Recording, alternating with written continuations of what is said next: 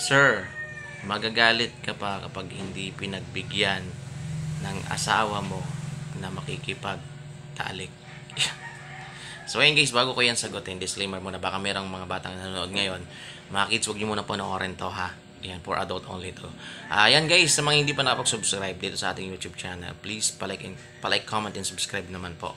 Ayan, paklik na rin ang tiny bell button mga boss. At guys, ayan, huwag nyo munang skip yung ads kasi nag-iipon po ako ngayon para sa pag-giveaway.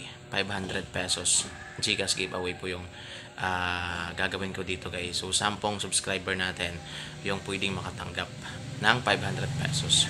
So ayan guys, so sasagutin ko lang yung tanong ni madam na kung magagalit ba ako kapag hindi pinagbigyan ni Mrs. na makikipag-talik. So ayan guys, so ang mga lalaki kasi magkaiba yan. So meron talagang magagalit, di ba? Merong nagiging aburido sila, yan. Meron yung parang bad trip sila, yun.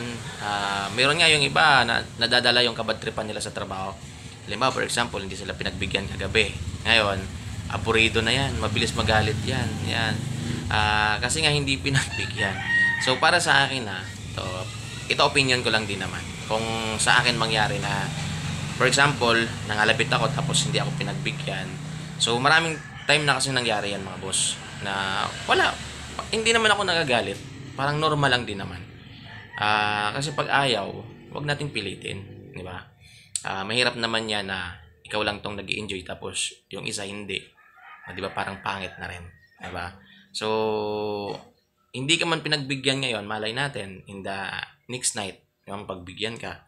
So marami din kasing rason yung mga babae, mga boss. Minsan pagod sila, minsan may mga nararamdaman sila, minsan wala talaga sila sa mood para makikipagtalik sa atin. So wag nating pilitin, 'di ba? Kasi mahirap naman 'yan na pilitin natin, 'di ba? At ang pangit naman na ikaw lang yung nag-i-enjoy tapos yung partner mo hindi.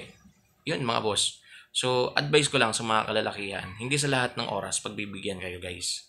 So may mga pagkakataon din na may nararamdaman yung mga babae na hindi natin alam. Malay natin wala sa mood, yan, may nararamdaman siya, yan, masakit yung kanyang katawan, yun, pagod, 'di ba? Kasi minsan guys, kapag housewife, mas pagod pa yan kaysa sa ating nagtatrabaho, 'di ba? Kasi sila sobrang dami nilang gawain sa loob ng bahay, 'di ba? Mahugas ng pinggan, maglalaba, magpapakain sa anak, maliligo sa anak, mas pagod pa yan sila guys. Minsan tayong nagtatrabaho, may mga panahon na hindi naman talaga tayo masyadong busy. Yan, depende sa trabaho, 'di ba?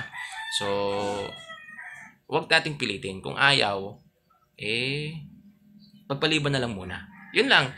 Para sa akin, madam, hindi siguro ako magagalit kapag hindi ako pinagbigyan. So, may mga rason naman 'yan eh. May mga reason naman 'yan. So, 'yun lang guys. Maraming salamat.